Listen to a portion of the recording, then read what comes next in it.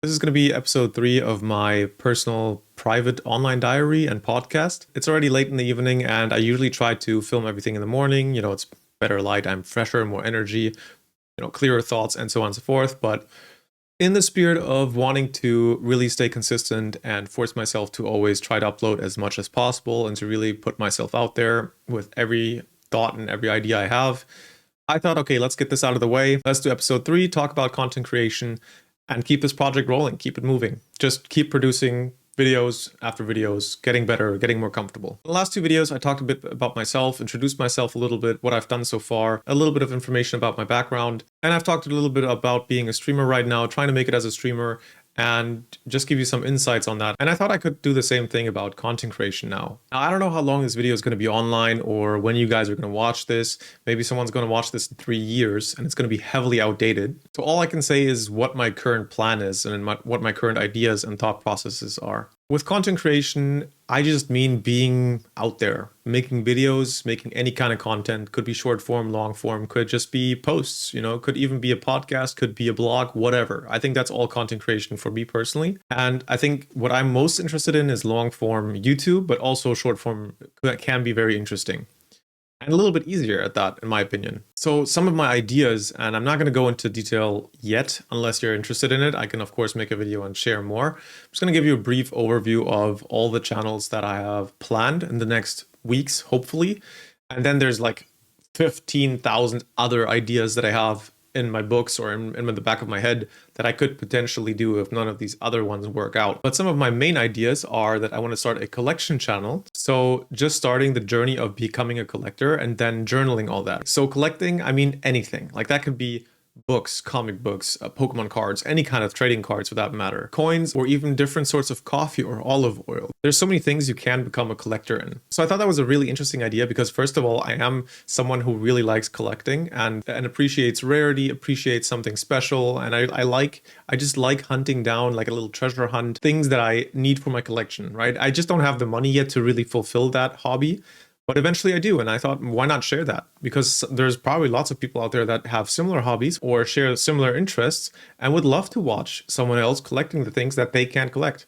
Me, for example, I am following multiple Pokemon channels and Pokemon card collecting channels. One of my favorites being Deep Pocket Monster or Short Pocket Monster from Pat Flynn, who, by the way, like big shout out.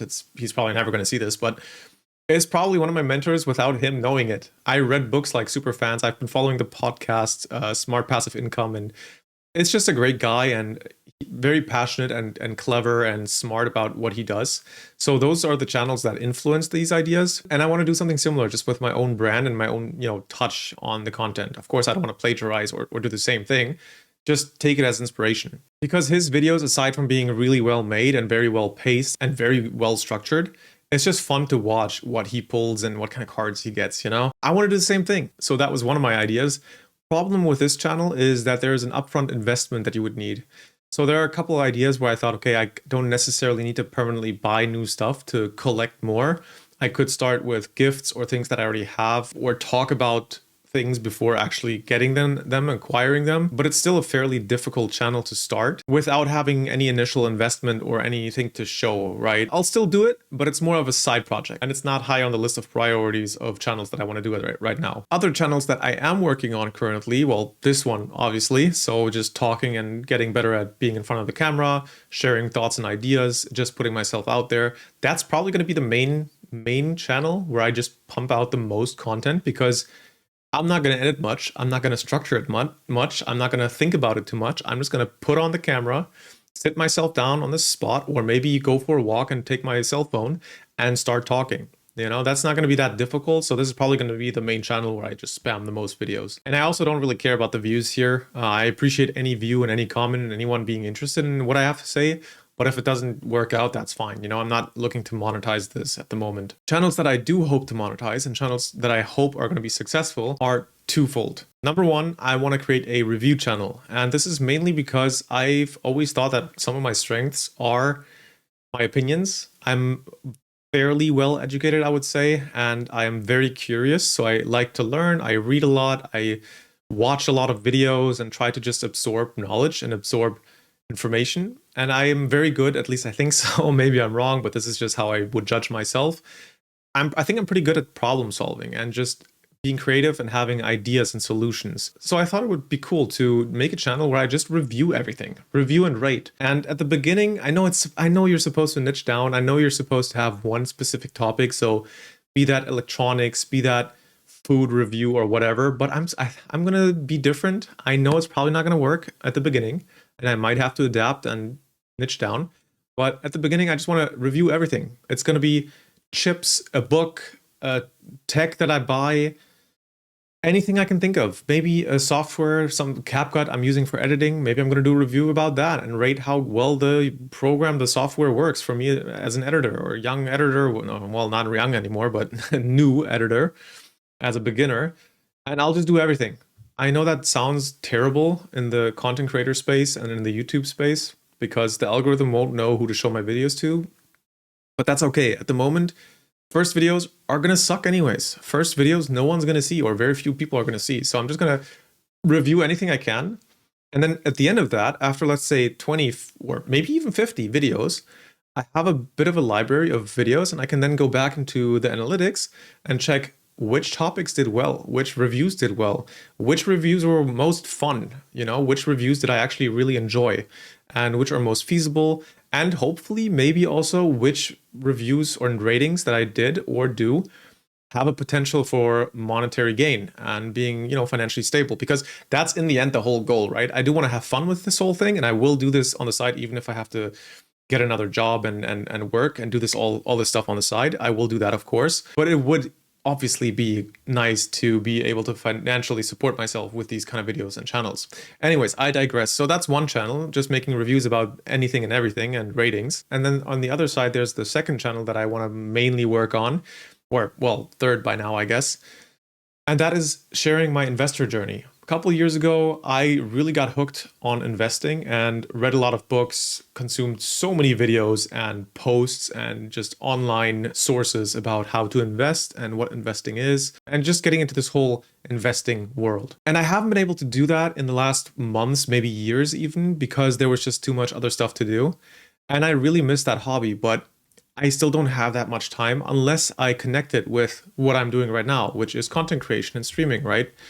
So the idea is to open a channel where I, again, share my journey of trying to learn investing. I'm going to share all the material I read, what I learned that week. I'm going to do some small tests because I don't have big funds, but it might be really interesting for people to see a real life investing example that isn't far-fetched with, oh, if you have $10,000, you can invest it here and there. No, I'm going to take $100 and maybe take them, 50%, take $50 into the S&P 500 and maybe do a singular stock pick with 50 as well. Or I'm going to do some trading and test that and share it online with people, how it works and how much money I made or lost and how it felt. So that's going to be the second channel, which is going to be just me learning investing and trying some stuff out, learning from other videos and seeing what's out there. And yeah, sharing that whole experience and maybe help other people also jump over their shadow and maybe start investing, maybe learn something from it as well or get inspired. But like I said, that's not all. There's a bunch of other really funny, smaller ideas that I had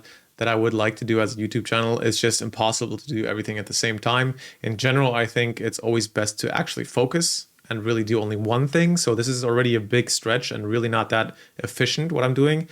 But since I don't have a running channel that is really successful right now that I can focus on and actually make money with, I thought it would be smart to just branch out a little bit, not too much. Like I'm not going to do 10 different channels, but 2 or 3 different channels to see which one takes off first or which one is most fun to do. Because theory is always theory, right? Unless you really do it, you will never know fully which one you like doing the most or which one actually is going to be successful. So I thought 2 or 3, maybe tops 4 channels at the same time, test them all out, see what I see, and yeah, go from there. This entire talk about all these different topics brings me to one really negative side of content creation though that I really hate. And I've talked about this in the last videos a little bit already, but also touched upon in this video. It's the whole having to focus and niche down onto one topic. That bothers me because I am a generalist, like I've said before.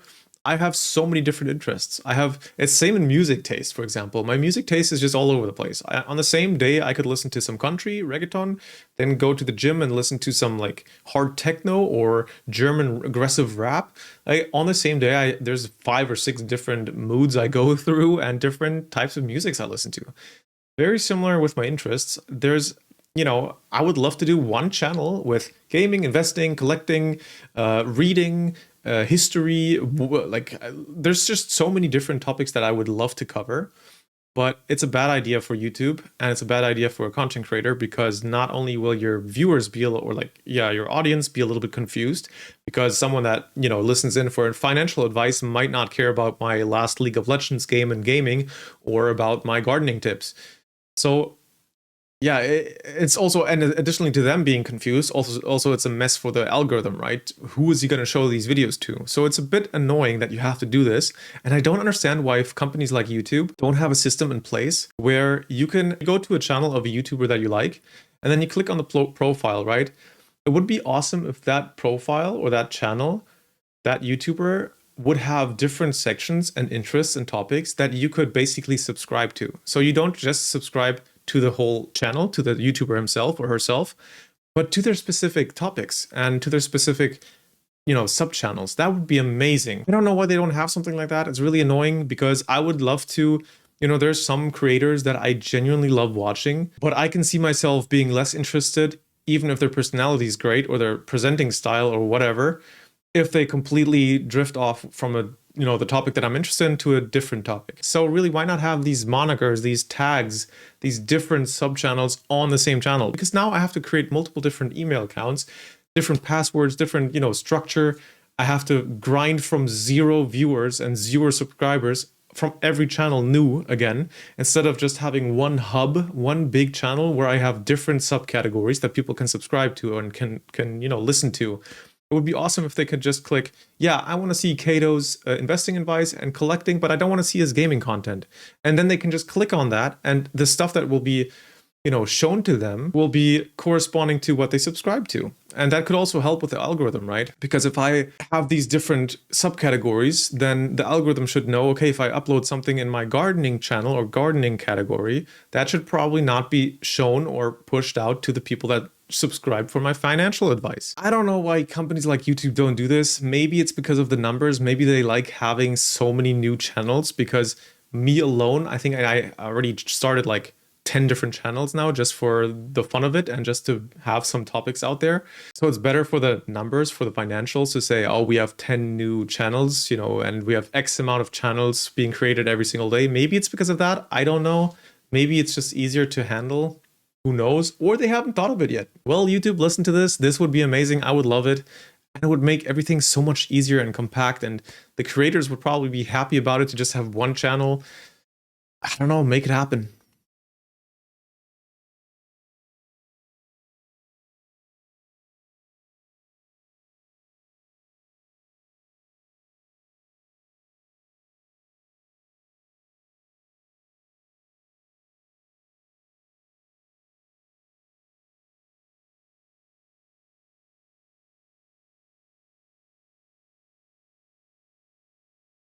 Yeah, in the end, no matter what topic I choose or what my main channels will be and what I will be successful with or hopefully successful with, I just enjoy doing the content creation. I like being creative. I like being in front of the camera. I like learning how to speak here and present myself. And I really like sharing my opinions with someone else and just seeing what kind of feedback I get, learn from the outside world, learn from others. And I don't know yet what my main channel will be. We'll see.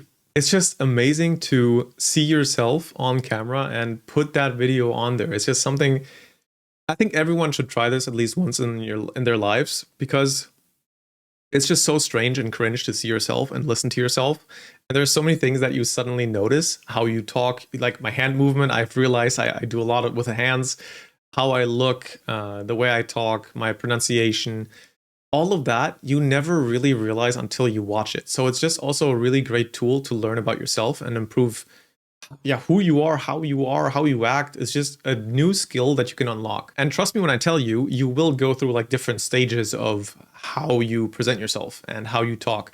At the beginning, when I started this, and there was TikTok, but also then on Twitch stream, I tried being more, out there, loud and bubbly and all over the place. And it wasn't really me. And I couldn't stick to it long enough. And eventually I felt like no one's going to believe this. I know there's a lot of very, sorry if I say this, but fake personalities out there, without naming any names, but that are just super loud and exaggerated. And it might work for them, and they might have the energy, and they might have the personality to have this kind of character. But I know I don't, and I won't be authentic. People won't believe it if I do it. It's like I'd rather have less viewers and less chance to grow, but be able to go on the long haul and keep producing this kind of content because it's just me. It's just me talking, and it's just authentic. And I'm not gonna get tired by it, and I'm not gonna be fake where people will say, this guy is cringe, or this guy's weird, or completely fake. So even that is just a learning. And the whole thing is just, it's really important to be proud of what you're doing. I think that's one of the most underrated things in content creation, or one of the most underrated topics and aspects of content creation that I barely ever see people talk about online, with all these like how to become a YouTuber, how to become a content creator, tips and tricks for like the 5 best tips and tricks for becoming a content creator or being in front of the camera. And barely ever does anyone talk about this point, I think, which is being proud of what you do. Right? If you're proud of what you're doing and if you're really confident, it probably comes across. Like, I am proud of being able to share my ideas because I think I generally have some good ones. There's going to be a lot of really bad ones for sure. Not saying everything that I say is gold, far from it. But I do think that's one of my strong suits. That's all I'm saying. That I do think a lot. I do try to, come up with new ideas. And I just think that is where I sometimes can benefit other people with that might struggle with new ideas. So I'm proud of that. I'm proud of sharing that strength because I know I have a lot of weaknesses that I would be glad others, to learn from others. Again, long story short, it's like in these videos, because I'm so new now and I've just started, there's so many things in my mind that I want to share. But this video is already pretty long, so I'm going to stop it here. All in all, I just think content creation is an amazing tool. I think whether you're a business or a personal, individual project, just try it out. Try it out for yourself. Try to improve without necessarily trying to become a big streamer or content creator and make a lot of money with it. Just the creating content and being in front of the camera itself is already a great way to learn something new about yourself. And you don't even have to necessarily upload it. You could even start with just filming and then watching it, rewatching it yourself, and see if you learn something from it, if you like it or not. You don't even have to upload it, right? But then uploading also is another step in the learning process, being able to withstand online judgment or being able to, not get as embarrassed because you upload something that people might not like. I can just recommend it to everyone to just try it. And I am so glad that I found this and that I had the guts to start. Maybe eventually I will also share with you the cringy TikTok account, and you're obviously more than welcome to join my streams, even though that's gaming and maybe not what you guys are, coming to these videos for eventually. But let me just say this as a closing statement. I was never into social media myself. I never liked the site, and there are a lot of bad, negative things to say about social media. A lot of, fake things out there. The younger generation is very easily influenced by social media. Now with AI, it's even more scary because you don't know what's real and what's not. There are a lot of dark sides and negative sides, but there are also a lot of positive things. There's a lot of education, a lot of creativity, a lot of inspiration, and also, yeah, even relationships, and by that I don't mean individual relationships, but learning from other people and a humanity side of social media and being connected to others that maybe share their problems, and then you realize you're not alone with whatever you're dealing with or whatever you're struggling with in life. So those are all good sides of social media, and it really depends on what you do and how you use it. So don't judge it too quickly, give it a go yourself and see where it leads. By the way, shout out, the real MVPs are the people that are first comment and like on these videos, because they drive the next views, right? Any interaction with these videos is greatly appreciated. And I know it's weird when there's only 3 views and no comments to be the first one to comment, but if, whoever comments first, I really appreciate it. And thank you so much. It helps a lot, and see you soon, hopefully.